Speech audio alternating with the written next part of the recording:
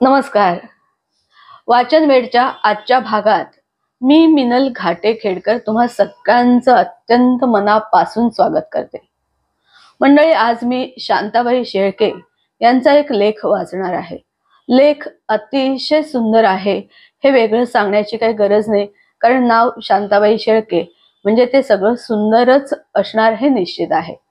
शांताबाईंच्या कविता किंवा गीत जसं आपलं मन प्रसन्न शांत करतात, तेवढंच त्यांचं ललित लेखन सुद्धा.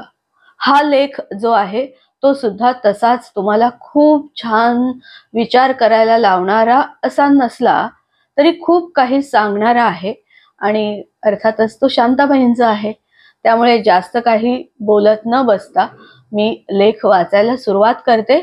पण त्यापूर्वी माझी एक अत्यंत नम्र विनंती की माझा हा घाटे मिनल खेडकर यूट्यूब चॅनेल तुम्ही प्लीज लाईक करा, त्याच्यावर कमेंट्स करा आणि त्याच्या व्हिडिओ लिंक्स तुमच्या मित्रपरिवारात आवर्जून शेअर करा प्लीज. आणि त्यांना सुद्धा माझा हा Ghate Minal Khedkar YouTube channel please please subscribe करायला सांगा. आता लेख वाचते. लेख मंडळी शेवटपर्यंत ऐका, खूप सुंदर लेख आहे. लेख वाचूया.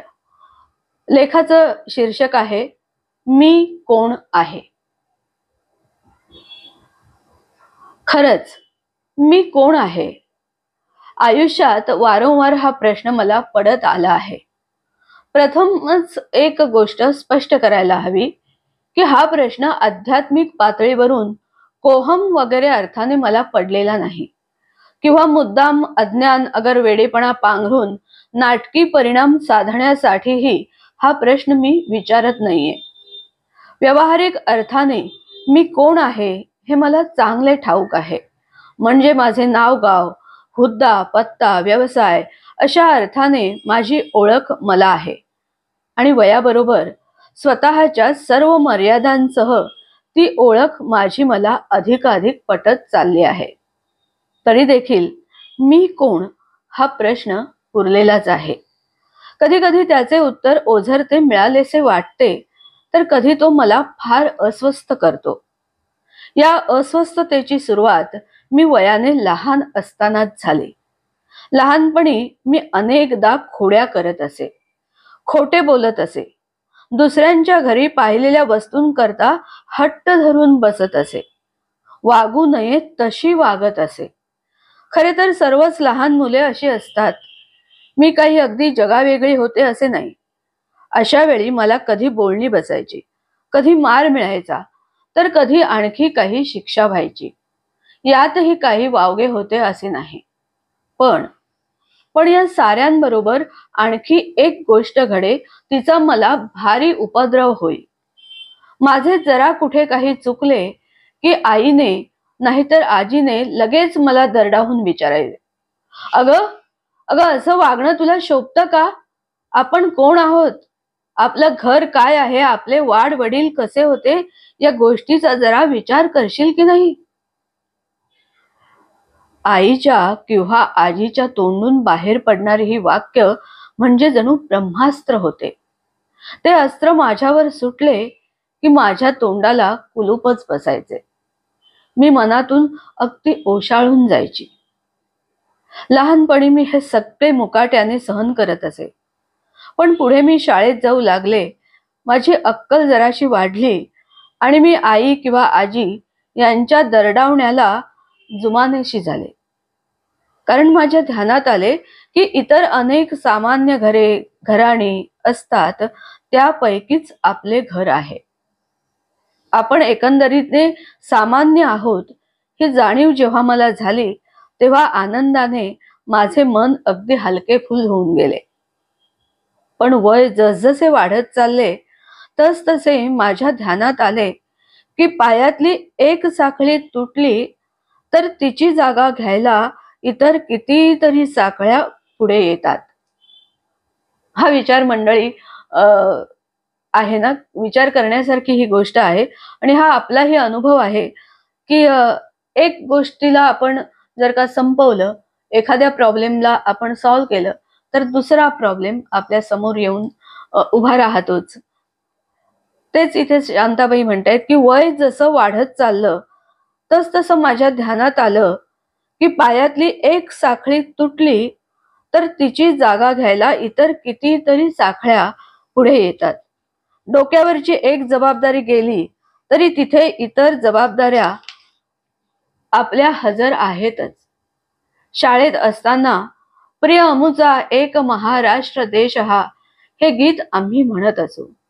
प्रभावशाली परममंगला महाराष्ट्र देशा, तुला प्रभाती प्रसन्न हृदये प्रणाम परमेशा. हे माझे रामायण कादंबरीच्या अखेर दिलेले गीत मला अत्यंत आवडत असे. शाळेतच नाथ माधवांच्या कादंबऱ्या मी वाचल्या. हरिभाऊ आपटे यांच्या उषक काल, गड आला पण सिंह गेला सारख्या कादंबऱ्यांची पारायणे केली. तेव्हा आपण मराठे आहोत हे प्रकर्षाने मनावर ठसले. मग मराठी बाणा, महाराष्ट्राची उज्ज्वल परंपरा, शिवप्रभूंचा वारसा इत्यादी गोष्टींची जाणीव झाली आणि हे सारे आपल्याला जपायचे आहे, नवे पुढे चालवायचे आहे. या नव्या जबाबदारीचे ओझे मस्तकावर येऊन बसले. घर, वाडवडील, जात यांच्या कचाट्यातून मी सुट्टे न सुट्टे तोही नवी पिढा सुरू झाली. मी अगदी नगण्य आहे हे समजल्यामुळे मनाला जो सुंदर मुक्तपणा आला होता तो नाहीसा झाला. प्रांत, प्रांताभिमान, प्रांताची परंपरा यांच्या नव्या साखळ्यांनी पुन्हा एकवार मला जखडून टाकले. काही काळ या नव्या साखळ्या मी अलंकारासारख्या जपतही होते, पण जो जो त्यांना जपावे तो तो त्यांनी मला अधिकच जखडून टाकावे. बरे नुसते एवढ्याने भागत होते असे नाही. दररोज स्वतःची एक ना एक नवी ओळख मला कुणीतरी पटवून द्यावी आणि त्या ओळखीने माझे मीच चकित भयभीत होऊन जावे असा प्रकार सुरू झाला. मग कधी सह्याद्रीचा लोह पाषाण माझ्या देहात संचरे, तर कधी भीमा, गोदा, कृष्णा यांचे पाणी माझ्या रक्तातून वाहू लागे.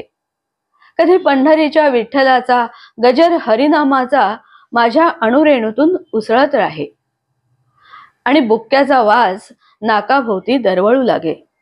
तर कधी आपण ज्ञानदेव तुकारामादी संतांची लेकरू आहोत असा मला साक्षात्कार होई. तो सह्याद्री, त्या वरचे ते गडकोट, ती भवानी तलवार, ते ओव्या अभंग आणि ते लावण्या पोवाडे या साऱ्यांचे मिळून मनात असे विलक्षण रसायन तयार होई की माझे मलाच काही कळेनासे होई. साऱ्या अस्तित्वालाच एक वेगळा रंग येई. या नशेत धुंदीत काही काळ गेला. कधी कधी स्वतःचा अभिमान वाटे, तर कधी लहानपणासारखेच या साऱ्यांविरुद्ध माझे मन बंड करून उठे. वाटे तो सह्याद्री, तो लोहपाषाण, त्या भीमा, गोदा, कृष्णा, ते शिवप्रभू आणि तो मराठी बाणा हे सारे फार थोर असेल, नव्हे आहेच, पण तरी याचा सतत जुलूम मजवर का म्हणून? मी सतत यांचे वारसदार असायलाच हवे का? माझी मी कधीच असायची नाही? माझी ओळख घेऊन जगात मी कधीच का वावरायचे नाही? हाही काळ गेला. माझी क्षितिजे विस्तारली. आता मी भारतीय बनले आणि हा वारसा तर भलताच महान होता. मंडळी, मी जे सुरुवातीला म्हटलं ना की या लेखात खूप काही आपल्याला विचार करायला काही देईल, असं विचार प्रवर्तक असा काही हा लेख नाहीये, पण ललित लेखन ज्याला म्हणतात ना की खूप छान साध्या साध्या गोष्टीतून काहीतरी आनंद देणं, हे ललित लेखनाचं प्रमुख वैशिष्ट्य असतं असं मला वाटतं. आणि ते या लेखात इतकं छान आहे ना की विषय कसा त्यांनी सगळा छान मांडलाय की प्रथम महाराष्ट्रापुरतं मर्यादित असलेलं की आता माझी, पुढे त्या काय म्हणतायत की आता माझी क्षितिजे विस्तारली, आणि यातून त्यांनी जे पुढे वर्णन केलंय की आधी फक्त वर्णन म्हणजे महाराष्ट्राचा सह्याद्री, भीमा, गोदा, कृष्णा असं वर्णन होतं, आणि आता क्षितिजे विस्तारली म्हणजे काय की आता मी भारतीय बनले. हे त्यांनी इतकं छान सांगितले की यालाच ललित लेखन असं म्हणतात, अर्थात शांताबाई. नाव शांताबाई आहे आणि तिथे ते सगळं छान असणारच. तर शांताबाई काय म्हणतात की आता माझी क्षितिजे विस्तारली, आता मी भारतीय बनले आणि हा वारसा तर भलताच महान होता. आता सह्याद्रीची जागा हिमालयाने घेतली होती. भीमा कृष्णेच्या जागी गंगा यमुना आल्या होत्या. शिवाजी महाराजांच्या रांगेत चंद्रगुप्त विक्रमादित्य येऊन बसले होते. ज्ञानदेव तुकारामांच्या जोडीला मीरा, कबीर, सूरदास, चंडीदास या संतांचा अंतर्भाव झाला होता. अमृताशी पैजा जिंकणाऱ्या मराठीशी इतर अनेक भाषा स्पर्धा करत होत्या. बाप रे बाप रे, केवढा हा विशाल भूतकाळ, केवढा हा प्रचंड वारसा, किती जणांशी मला जोडणारी कितीही नाती, या साऱ्यांशी मी जशी जखडून बांधली गेले होते. लहानपणी आई मला फक्त आमचे घर, वाडवडील, जात एवढ्यांचीच जाणीव करून द्यायची. ते माझे घर वास्तवात केवढे तरी अफाट होते. माझ्या वाडवडिलांची परंपरा थेट वेद कालाशी जाऊन पोहोचली होती. माझा आप्त विस्तार साऱ्या देशाला व्यापून उरला होता आणि माझे घराणे म्हणजे हा संपूर्ण भारत होता. कुणी म्हणेल, एवढ्या भव्य दिव्य उज्ज्वल परंपरेचा खरे तर माणसाला अभिमान वाटायला हवा. बरोबर आहे ते. तरी देखील केव्हा तरी हे सारे पाश तोडावेसे वाटतात. आपले आपण आपल्या साऱ्या क्षुद्रतेसह आपणच असावे असे वाटते. आभाळाने टाकली आणि धरणीने झेलली, इतके मला भोवतालच्या या साऱ्या बंधनांपासून मोकळे नाही का होता येणार? मंडळी, हा प्रश्न किती छान आहे बघा. आभाळाने टाकली आणि धरणीने झेलली, इतके मला भोवतालच्या या साऱ्या बंधनांपासून मोकळे नाही का होता येणार? खरेच असे का नाही हो बरे?